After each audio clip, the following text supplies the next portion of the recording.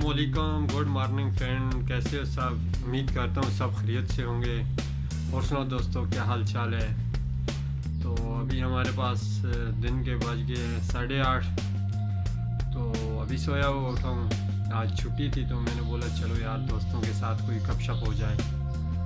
तो और सुनाओ दोस्तों, क्या हाल चाल है? कैसे जा रहे हैं ज़िंदगी के दिन? तो उम्मीद करता हूँ सब खैरियत से होंगे। तो एक थोड़ी सी शायरी 2-3 लाइनें मुझे याद है तो मैं आपके नाम करता हूँ।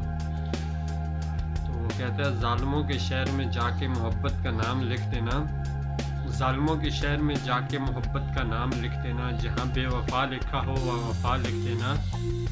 अगर वो मोहब्बत के फूलों को पाँव से मसल डालें, अगर वो मोहब्बत के फूलों को पाँव से मसल डालें, तो गुल की हर पत्ती पत्ती पे कत्ले आम लिख देना।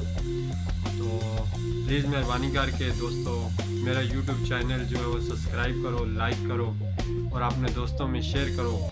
तो आपका बहुत बहुत शुक्रिया। खुदा हाफिज़। फिर मिलेंगे नेक्स्ट वीडियो में।